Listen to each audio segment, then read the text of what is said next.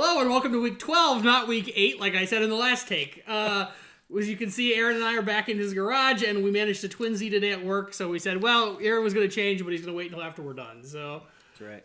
Yeah. Gotta rock the plaid. Yeah, it was apparently we were not the only one. There was another gentleman also rocking the white checkered plaid today, so must be a vibe today, I think.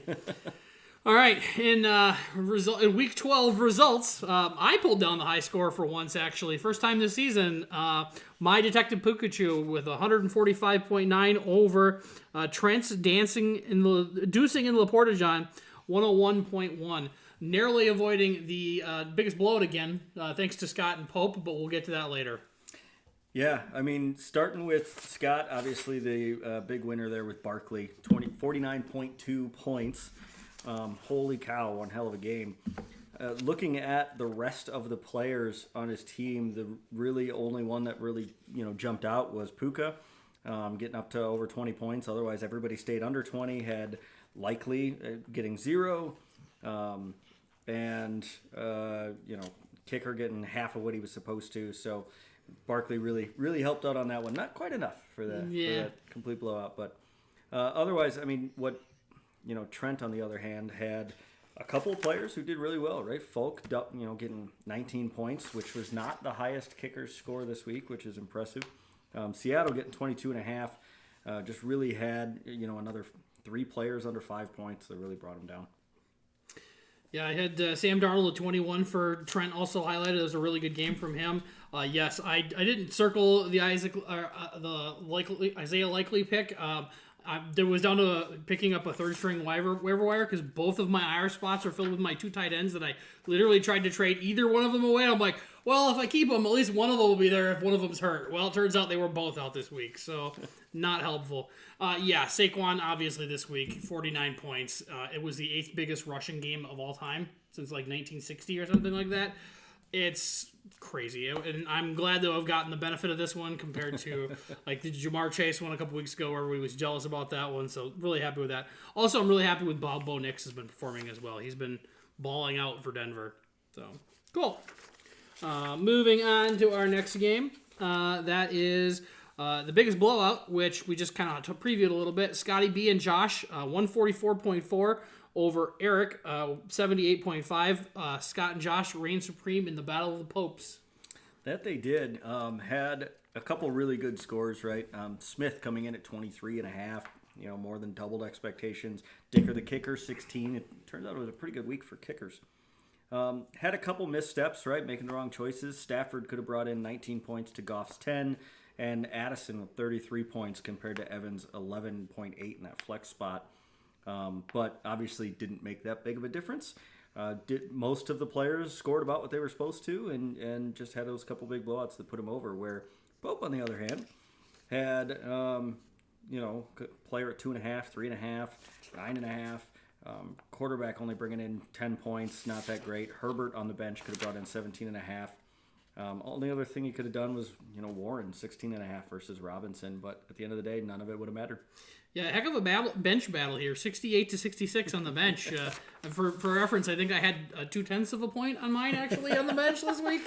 So, 1.5. Yeah, more than I thought. So, yeah, turns out it's good that you actually, had a lot of options this week in what was one of by Armageddon week 1, I guess. The next one is next week. This week, nobody's on a bye, but next week there's a whole bunch of really good teams on bye again next week. So, the only thing I had circled for Eric was a couple guys on his bench. So, yeah, we kind of highlighted that with the 20, what is it, 23 from, was it? Oh, yeah, from Allen. Is it Kyle Allen, or is that, I don't know which Allen that is. Oh, Keenan Allen. Keenan Allen finally showed up. That's right. Kyle Allen would be a quarterback, I think. Or quarterback. Anyways, yeah. And then over on the bench on the other side, Jordan Addison with a 31 change. 33 points. There we go. Heck of a game for both of them. So, all right. So, moving on. Our closest game, Drew's D- getting a win over Nick, 102.2 to 99.96. So a 2.2 and a 2 and a 2/4 point margin of victory for the win over Nick's T. Bolden girls. Yeah, this one was interesting when I was going through the scores. Most of the players underperformed, and there was just a standout on either side. So Drew with Jacobs bringing in 31 points. Obviously, huge help there. Otherwise, lots of players coming in shy. Downs at 5.8, Samuel at 5.1, Harris at 7.4. Had a couple players on the bench that could have brought that score up a little bit more, but not by much. You had two wide receivers, 11 points and 9 points, could have brought you up by another 10 points, but in the end, it didn't end up mattering. Nick, on the other hand, Daniels with a good performance of 30 points, but then beyond that, it was 2 and 3 and 4 and just some real low numbers that any one of those, one way or the other, would have made a difference. Nick did have Leggett on his bench, which was only 9.6 points, but would have made the difference. Yeah, had you gotten him in front of Cedric Tillman? Cedric Tillman had been going off the last few weeks, but you obviously were not watching the weather reports last week because they were saying that the Thursday night game the Steelers and the Browns played was potential bad weather, and then all of a sudden it was damn blizzard conditions in the middle of the third quarter, and they weren't throwing the ball very good anymore. Actually, they still did throw the ball pretty well, but they just did not look at Tillman. I see he's listed as Q here. I think he might have a concussion. I think he might have gotten knocked out in that game, so that may have impacted his final score. Besides the two high scores, I also had circled Michael Pittman Jr. with 15.6 because he's been having such a rough season. It's good to see him starting to bounce back. All right. Lee's Cup My Balls, keeping the winning streak rolling, 136.8 over Will's Galactic Gibbs Gang, 136.8 to 94. Yeah, this one's nice. If you look at the projections early on, Will was supposed to win by 0.3. Obviously, a couple big players on Lee's team, right? Mahomes coming in at 29 points. Is it Vele, I believe it. Okay. Almost doubling expectation. Irving having a great game at 27. Really, the only downside to Lee's game this week was Njoku bringing in only 4 points. Yeah, another guy that had been hot for that Cleveland passing offense. I would listen to a fantasy podcast last week, and it was like, of the Cleveland passing offenses, which guys do you want to start? And right now, it's everybody, and then all of them suck this week. So, turns out weather has a major impact on that. Yeah. And the Pittsburgh defense. Yeah, I think he caught one ball for 9 yards. Yep. On the other hand, Will had one standout player with Gibbs bringing in about 25 points. Beyond that, a lot of disappointing showings. Watson 0.4, Connor 9.9, Boot 1.6. Just a lot of people that did not live up to expectation. But I think even if they had, it wouldn't have made a difference. Yeah, that Watson 0.4 hurts because I have him in another league, and that touchdown pass.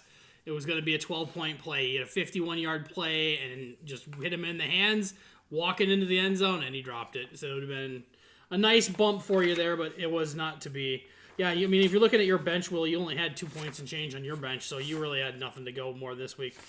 It didn't look like you. Yeah, it looks like a pretty bad bye week for you, right? You're missing Jamar Chase, missing Josh Allen, Evan Ingram. Rough going this week for you. Yeah, Lee had 0 points on his bench. Every slot was a bye person except for the two guys in the IR. Yep. All right, moving on. Ethan's pretty good team getting a win here, 131.8 over Chris's Minnesota Fanboy, 78.5. Yep. So Ethan had to stand out with Sutton, bringing in almost 30 points. 2 receiving touchdowns. It was a heck of a game for him. Otherwise, had a couple people just, come in high, too. Jones and Kittle bringing in over 20 points. Even with San Francisco only bringing in 3, which, was great for the game that it was, he still managed to bring in enough points to make a difference. Did have a couple players on his bench that could have, added more. But, more specifically, had 27 points as a wide receiver compared to the 12, I think that was the low for you there. And you could have got 1 extra point with Winston over Smith. But otherwise, what really impacted this game is all of Chris's players, the majority of them just decided not to play. So Jefferson at 4 points, Harrison at 7. Really the only, got to call out Johnston with 0. I don't know if you watched the game at all last night. I did not watch he had, I think, 4 targets and just could not catch the ball. Just kept hitting him in the hands and just could not catch it at all last night. Rough showing. Yeah. Only player who really did well was Pollard, right? 25 points. Could have thrown in Mayfield instead of Love, but it only would have made a 4-point difference. Yeah. Yeah, at some point you got to worry about Pollard as well, because I think Tajay Spears is going to come back one of these days. Eventually, I don't know. I mean, I haven't been in another league, and I'm about ready for him to come back. So, not been a good showing without him. So, all right, moving on. Brandon's blown call 133.3 over Aaron's cousin sub Hurts Donut 74.9. Yeah, so Brandon had a couple really good players. Here was the kicker, 24 points. That's the highest scoring kicker this week, 223 field goal yards. That was a hell of a thing to watch. Yeah, you were complaining about that on Monday. I was complaining about that on Monday. Wouldn't have made a difference, but, I can still complain about it. Otherwise, Hill, basically doubling expectations. Andrews, the same thing. Really good shot from Myers. Jackson did what he was expected to do. Really, the only downside was, Reed only bringing in 6 points. Could have put in Judy for 14. Waddle would have brought in 31 on the bench compared to, Jennings with 9. But, that could have put you another 20 points higher. Would have changed biggest blowout. And would that also have changed high score? This wasn't the biggest blowout, so it wouldn't have changed that one. Well, no, it could have made it into that. Oh, yes, it could have made it. And it would have, yes, it would have also, it would have also been the high score. Yeah, on my side, the only player who did really well was Shot in the Dark. I was kind of proud of because I actually paid attention. I put Abdullah in, and he brought in 17.5 points. Otherwise, Pearsall, I watched some of that game. He could not get anything done with 1.6. Mostert 1.2, and the LA defense at a half a point. Well, you already hit every one that I talked about. How boring is that? Yeah, I don't have anything fun to make fun of you about. Yeah, Brock Bowers continues to do well. Yeah, I was pretty happy with the Pearsall getting shut down and the Niners, not showing up this week. But yeah, well, I don't have anything to talk about. That's boring. All right, well, last matchup. Just gonna sneak past you there. 123.5. Oh, sorry, that's the losing squad there. Looks like Derek has renamed his team again. Seems like he's trending towards the deuce apparently. So pre-deucing monster Derek 129.6 over Tom's. Just gonna sneak past you 123.6. Yeah, Derek had a couple really big show-ups. Houston 22 points. Hawkinson 18.5. Had a couple players that didn't do so well with the 1.8 and then 9. But at the end of the day, there was a couple players you could have swapped out for more points. Williams quarterback to get you an extra 13, or McConkey for a couple extra. But all in all, not too bad there. Obviously, what you did worked. Tom, on the other hand, might need to change his team name now. On the losing end of 2 close games, both. Yeah. I had this originally slotted in at the closest game at a 6-point margin until we look a little closer. I'm like, oh shit, there's one at like 2.5. I should probably move that one around. Yeah, McBride obviously huge there with 28 points, but then a couple things just really hurt you, especially Brooks with that 0.7. If he had done what he was supposed to do, that would have gotten you right up there. This was his first game in the season. He'd been hurt the whole year. They finally got him in. Everybody was like, temper your expectations. The problem was with that bye week being so bad, a lot of people had to shove him into lineups, and then were pretty much like, okay, well, I could have just left an empty spot there, basically.